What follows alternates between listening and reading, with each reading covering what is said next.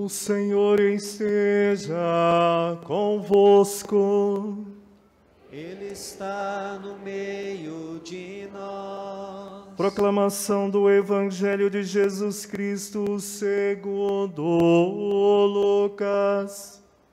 Glória a vós, Senhor. Jesus estava rezando num certo lugar.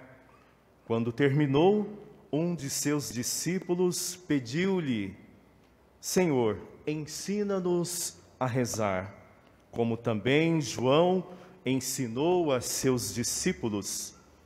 Jesus respondeu: Quando rezardes, dizei: Pai, santificado seja o teu nome, venha o teu reino. Dá-nos a cada dia o pão que precisamos e perdoa-nos os nossos pecados, pois nós também perdoamos a todos os nossos devedores, e não nos deixeis cair em tentação. E Jesus acrescentou: Se um de vós tiver um amigo e for procurá-lo à meia-noite e lhe disser: Amigo, empresta-me 3 pães, porque um amigo me chegou de viagem e nada tenho para lhe oferecer. E se o outro responder lá de dentro: Não me incomodes, já tranquei a porta e meus filhos e eu já estamos deitados. Não me posso levantar para te dar os pães. Eu vos declaro, mesmo que o outro não se levante para dá-los porque é seu amigo, vai levantar-se ao menos por causa da impertinência dele, e lhe dará quanto for necessário. Portanto, eu vos digo: pedi e recebereis, procurai e encontrareis, batei e vos será aberto. Pois quem pede, recebe, quem procura, encontra, e para quem bate, se abrirá. Será que algum de vós que é pai, se o filho pedir um peixe, lhe dará uma cobra? Ou ainda, se pedir um ovo, lhe dará um escorpião? Ora, se vós que sois maus, sabeis dar coisas boas aos vossos filhos, quanto mais o Pai do céu dará o Espírito Santo aos que o pedirem. Palavra da salvação. Glória a vós, Senhor. Aleluia, aleluia, aleluia, aleluia.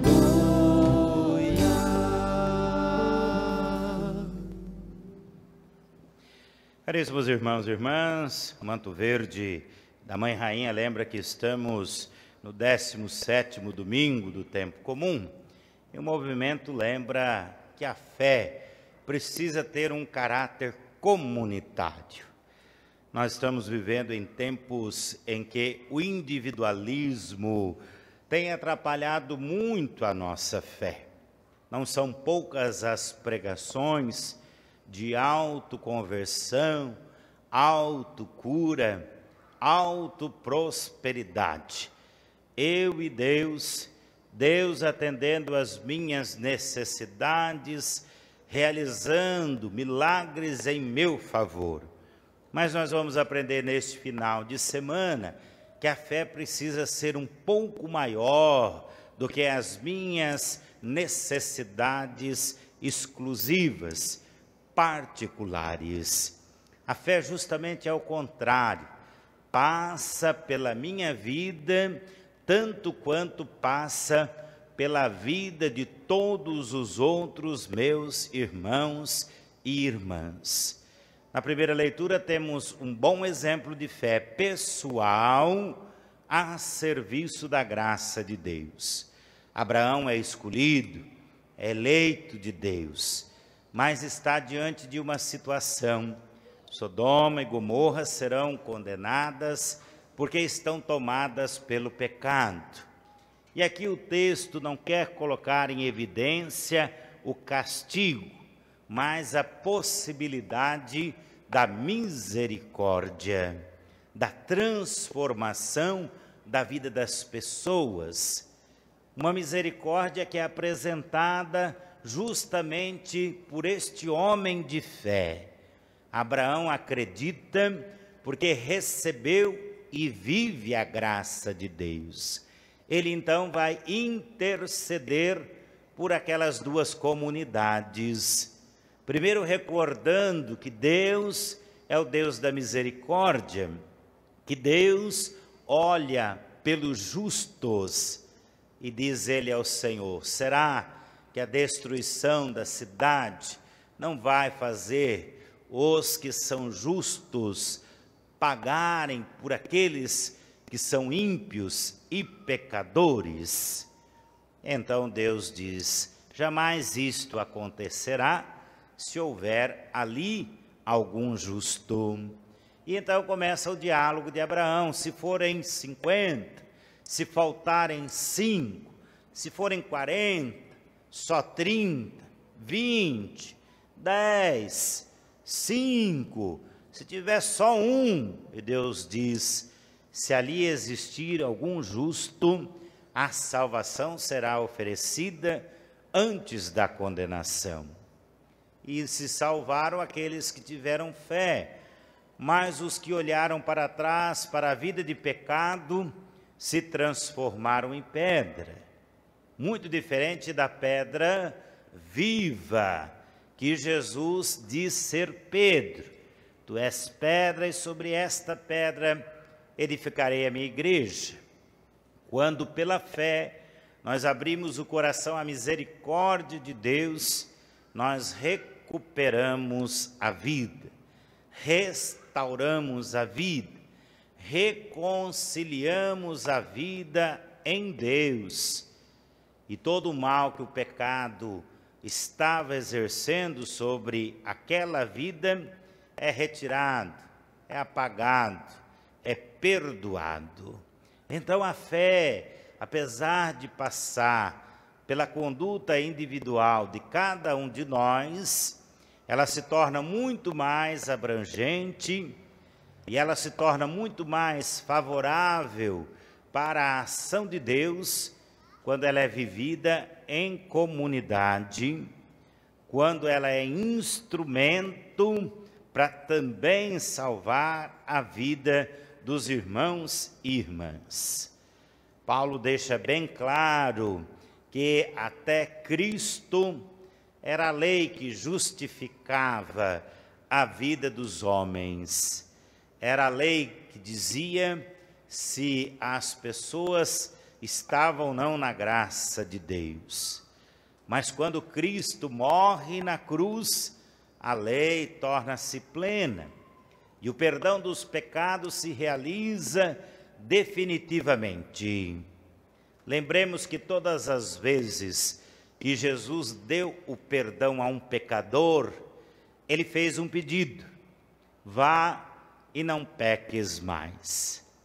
Apesar de a cruz perdoar todos os nossos pecados, é preciso nós sermos perseverantes na fé. É preciso nós construirmos um caminho de santificação, um caminho onde a misericórdia constantemente continua a nos tirar do pecado. Porque de nada adianta a cruz perdoar os nossos pecados se o homem e a mulher continuar nos caminhos tortuosos, continuar no caminho que é contrário à vontade de Deus. Somos perdoados para uma vida nova. No Antigo Testamento, a marca da vida nova era a circuncisão. No Novo Testamento, a marca da vida nova vai ser o Espírito Santo. Agora sim, a cruz faz sentido. O Cristo morre por nós para bebermos nesta fonte de misericórdia infinita, para sermos banhados de todas as impurezas do pecado e para com Cristo assumirmos um compromisso de vida nova. Vida nova para mim e para você, vida nova para a humanidade inteira. Qual é a necessidade, Padre, desta vida nova? Ora, pois, quando o pecado prevalece sobre a humanidade, nós padecemos os piores males. Quando o pecado mostra a sua força, nós vemos a injustiça, nós vemos a miséria, a violência, a incompreensão, a intolerância e até o desespero. Por isso o Salmo nos fez rezar. Naquele dia em que gritei, vós me escutastes, ó Senhor. Ninguém vai gritar, me condena, Senhor. Ninguém vai gritar, me castiga, Senhor. Nós gritamos, nos salve, Senhor. Nos dê a graça de nos libertar desta dor, deste sofrimento. Enquanto mais nós rezarmos juntos, mais a graça de Deus é oferecida para a nossa salvação. E aí chegamos no Evangelho. Se é preciso rezar, os discípulos pedem: Senhor, ensina-nos a rezar. Não precisa levantar a mão, mas eu poderia perguntar: quem de nós aqui sabe rezar? Quem de nós aqui sabe pedir? Quem de nós aqui procura, no lugar onde está a verdadeira graça que Deus tem a nos oferecer? Quem de nós abre o coração e a vida para as coisas boas e fecha para as coisas ruins? Pense um pouquinho agora, na hora que você receber a comunhão. Jesus diz, devemos rezar assim, recuperando o mandamento do Antigo e do Novo Testamento. Pai, santificado seja o teu nome. Amar o Senhor Deus com todo o entendimento, todo o coração, toda a alma, sobre todas as coisas. E a segunda parte da primeira frase, venha o teu reino. A oração individual que, quando vivida em comunhão com os outros, faz o reino acontecer. Mas, Padre, nós precisamos sobreviver, não dá para viver só da fé. Então, mais uma frase da oração. Dá-nos a cada dia o pão de que precisamos. Lembra de Jesus que no deserto disse ao diabo, não só de pão vive o homem, mas de toda a palavra que sai da boca de Deus. O pão que nós precisamos é a fé, é a Eucaristia, é o trabalho, é o sustento de cada dia, é a dignidade, é o perdão, a fraternidade, o pão que dá dignidade. E para quando nós errarmos, e para quando tivermos em situação de pecado, termina a oração ensinada por Jesus. Dá-nos o perdão de nossas dívidas, de nossos pecados, para podermos perdoar os nossos devedores, os pecadores. E volta o pedido de Jesus para que fiquemos firmes na fé e não nos deixeis cair em tentação. Porque tem gente que tem fé, mas se acha melhor do que os outros. Tem gente que já teve fé e agora pensa que não precisa mais. Então, precisamos ser vigilantes. Não nos deixes cair em tentação. Quantas vezes precisamos rezar esta oração? quantas vezes for preciso, para que a graça de Deus esteja presente na nossa vida e presente na vida do mundo. Como na primeira leitura, Jesus conta esta parábola para mostrar que a perseverança na fé faz a graça de Deus acontecer. O homem recebe visitas e não tem o que oferecer. Sabe que o vizinho tem pão com fartura. Apesar do horário ser avançado, bate e pede: me ajuda, tenho visitas e não tenho pão. Lá de dentro o homem responde: não é problema meu, minha despensa está cheia e eu já estou dormindo. Poxa vida, pensei que você era um bom vizinho, melhor do que um parente. Eu tenho certeza que você não vai deixar de me ajudar, porque eu sei que você é bom. Não vou te ajudar, já estou dormindo eu e minha família. Poxa vida, esse pão todo aí na sua casa vai embolorar, você não vai conseguir aproveitar tudo.